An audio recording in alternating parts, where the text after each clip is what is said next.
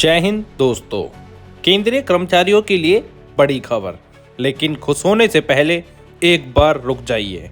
आपको बता दें कि 8वां वेतन आयोग, जिससे हर कर्मचारी को सैलरी बढ़ने की उम्मीद है, लेकिन इसी के साथ एक ऐसा झटका लग सकता है जो आपकी पूरी मंथली प्लानिंग बिगाड़ सकता है। सूत्रों की माने तो एचआरए यानी हाउस रेंट अलाउंस में बदलाव की तैयारी चल रही है, और अगर ये बदलाव हुआ तो लाखों केंद्रीय कर्मचारियों को सीधा नुकसान हो सकता है। सवाल यह है कि क्या आपकी सैलरी स्लिप से एचआरए कम हो जाएगा? क्या मेट्रो सिटी में रहने वालों पर पड़ेगा सबसे बड़ा असर? और क्या सरकार चुपचाप वो फैसला लेने जा रही है जिसकी भनक अभी ज़्यादातर कर्मचारियों को भी नहीं है?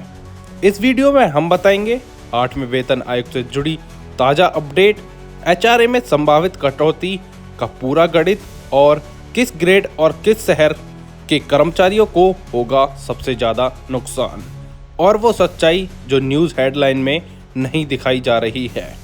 अगर आप केंद्रीय कर्मचारी हैं या आपके परिवार में कोई सरकारी नौकरी में है तो ये वीडियो आपके लिए बेहद ज़रूरी है। वीडियो को अंत तक देखिए, क्योंकि आखिर में हम बताएंगे कि इस बदलाव से बचने के लिए आप सभी से क्या कर सकते हैं। बने रहिए हमारे साथ, कृपया वीडियो को अंत तक देखें और सब्सक्राइब करें DPL न्यूज़, और बेल आइकन को दबाना ना भूलें। बड़ी खबर आपको बता दें कि एचआरए में हो सकता है नुकसान, केंद्रीय कर्मचारियों के लिए जरूरी खबर। 7वें वेतन आयोग का कार्यकाल 31 दिसंबर 2025 को खत्म हो रहा है, और 8वें वेतन आयोग की अवधि 1 जनवरी 2026 से शुरू मानी जा रही है। हालांकि अभी तक केंद्र सरकार की ओर से यह साफ नहीं किया गया है कि 8वें वेतन आयोग की सिफारिशें कब लागू होंगी। आपको बता दें, 7वें वेतन आयोग का कार्यकाल 31 दिसंबर 2025 को खत्म हो रहा है, और 8वें वेतन आयोग की अवधि 1 जनवरी 2026 से शुरू मानी जा रही है। हालांकि अभी तक केंद्र सरकार की ओर से यह साफ नहीं किया गया है कि 8वें वेतन आयोग की सिफारिशें कब लागू होंगी और एरियर की गणना किस तारीख से होगी। पिछले पैटर्न को देखें तो आमतौर पर नया वेतन आयोग पुराने के खत्म होते ही प्रभावी माना जाता है। वित्त मंत्रालय ने नवंबर 2025 में 8वें वेतन आयोग की रिपोर्ट सौंपने के लिए 18 महीने का समय दिया है, जिसके बाद इसे लागू करने में करीब 6 महीने और लग सकते हैं। ऐसे में सवाल उठ रहा है कि देरी होने पर कर्मचारियों और पेंशनर्स को कितना नुकसान होगा। आइए नज़र डालते हैं, डीए को बेसिक पे में जोड़कर फिटमेंट फैक्टर बनाया जाता है या नहीं। आपको बता दें कि अक्सर कर्मचारियों को लगता है कि देरी होने पर उन्हें सभी भत्तों का एरियर मिलेगा, लेकिन हकीकत थोड़ी अलग है। केंद्रीय कर्मचारियों को नए वेतन आयोग में मुख्य रूप से बेसिक पे का एरियर मिलता है। ट्रांसपोर्ट अलाउंस, यूनिफॉर्म अलाउंस और चाइल्ड एजुकेशन अलाउंस जैसे भत्ते तय रकम के होते हैं, इसलिए इन पर एरियर नहीं मिलता। वहीं महंगाई भत्ता यानी डीए भी एरियर में शामिल नहीं होता, क्योंकि नया वेतन आयोग लागू होने पर डीए को बेसिक पे में जोड़कर फिटमेंट फैक्टर बनाया जाता है। बेसिक बढ़ते ही डीए अपने आप बढ़ जाता है, इसलिए डीए का अलग से एरियर नहीं दिया जाता। आपको बता दें कि एचआरए को लेकर टेंशन में कर्मचारी। सबसे बड़ा नुकसान हाउस रेंट अलाउंस यानी एचआरए को लेकर होता है। All India NPS employees federation के राष्ट्रीय अध्यक्ष मंजीत सिंह पटेल के मुताबिक नए वेतन आयोग में एचआरए का एरियर नहीं मिलता। अगर 8वां वेतन आयोग देर से लागू होता है तो कर्मचारियों को हजारों नहीं बल्कि लाखों रुपए तक का नुकसान हो सकता है।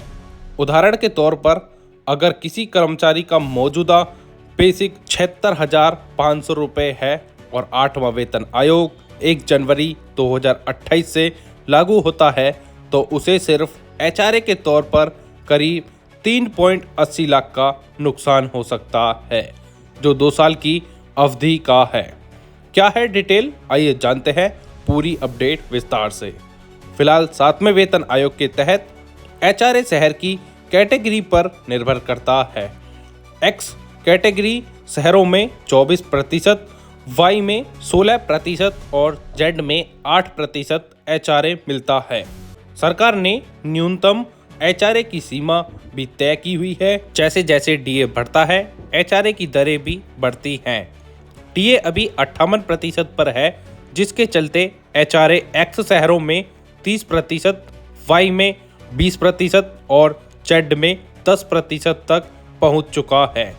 अगर 8वें वेतन आयोग में देरी होती है तो बढ़े हुए बेसिक पर मिलने वाला एचआरए समय पर नहीं मिलेगा और यही कर्मचारियों के लिए सबसे बड़ा आर्थिक नुकसान साबित हो सकता है। आइए वहीं दूसरी अपडेट पर बात करें तो पेंशनर्स को डीए और दूसरे फायदे नहीं मिलेंगे, सामने आया पूरा सच। हाल ही में 8वें वेतन आयोग से जुड़ी ऐसी बातें सामने आ रही हैं। कहा जा रहा है कि 8th पे कमीशन में और डीए बढ़ोतरी जैसे फायदे अब रिटायरमेंट कर्मचारियों को नहीं मिलेंगे। फाइनेंस एक्ट 2025 को लेकर उठे इन सवालों ने भ्रम बढ़ा दिया है, लेकिन इस बात में कितनी सच्चाई है, आइए जानते हैं। आपको बता दें, हाल के दिनों में सोशल मीडिया पर व्हाट्सएप पर एक मैसेज तेजी से वायरल हो रहा है, जिसने रिटायर्ड सरकारी कर्मचारियों और पेंशनर्स की चिंता बढ़ा दी है। इस मैसेज में दावा किया जा रहा है कि फाइनेंस एक्ट 2025 के जरिए सरकार ने पेंशनर्स को मिलने वाले कई फायदे खत्म कर दिए हैं। खासतौर पर इसमें महंगाई भत्ता, डीए, भविष्य के पे कमीशन और प्रस्तावित 8वें वेतन आयोग से जुड़े लाभ बंद होने की बात कही जा रही है। लेकिन सवाल यह है कि क्या यह दावा सच है? आइए जानते हैं इसकी हकीकत क्या है। आपको बता दें, वायरल मैसेज में क्या कहा जा रहा है। वायरल मैसेज के मुताबिक फाइनेंस एक्ट 2025 लागू होने के बाद रिटायरमेंट सरकारी कर्मचारियों को डीए में बढ़ोतरी का फायदा नहीं मिलेगा। इसके अलावा यह भी दावा किया गया है कि आने वाले समय में लागू होने वाले पे कमीशन, जिसमें 8वां वेतन आयोग भी शामिल है, उसके फायदे पेंशनर्स को नहीं दिए जाएंगे। मैसेज में यह तक कहा गया है कि लाखों पेंशनर्स इस फैसले से प्रभावित होंगे। आइए फैक्ट चेक में क्या निकला है। सरकार की आधिकारिक agency press information bureau (PIB) की फैक्ट चेक यूनिट ने इस दावे को पूरी तरह गलत और भ्रामक बताया है। PIB के मुताबिक फाइनेंस एक्ट 2025 में ऐसा कोई प्रावधान नहीं है जिससे पेंशनर्स के डीए या पे कमीशन से जुड़े फायदे छीन जाएं। सरकार ने साफ किया है कि रिटायर्ड कर्मचारियों को पहले की तरह डीए में बढ़ोतरी मिलती रहेगी और भविष्य में लागू होने वाले वेतन आयोगों की सिफारिशें भी पेंशनर्स पर लागू होंगी, जैसे पहले होता रहा है। आइए जानते हैं यह फिर से भ्रम क्यों फैला। असम में यह कंफ्यूजन CCS पेंशन रूल्स 2021 के रूल 37 में हुए एक संशोधन की वजह से फैला है। यह नियम उन सरकारी कर्मचारियों पर लागू होता है जिन्हें किसी कारण से पब्लिक सेक्टर अंडरटेकिंग PSU में भेजा गया हो।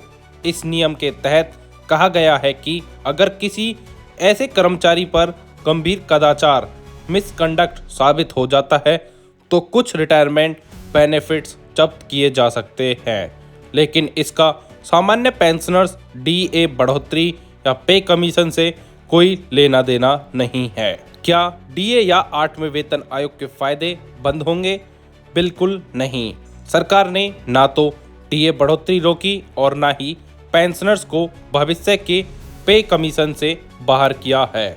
जब भी यह नया वेतन आयोग लागू होता है तो उसकी सिफारिशें मौजूदा कर्मचारियों और पेंशनर्स दोनों पर लागू की जाती है, बशर्ते सरकार मंजूरी दे। ऐसी ही डेली अपडेट्स के लिए सब्सक्राइब करें DPL न्यूज़ और बेल आइकन को दबाना ना भूलें, जिससे हमारी अपडेटेड वीडियो सबसे पहले आप तक पहुंचे।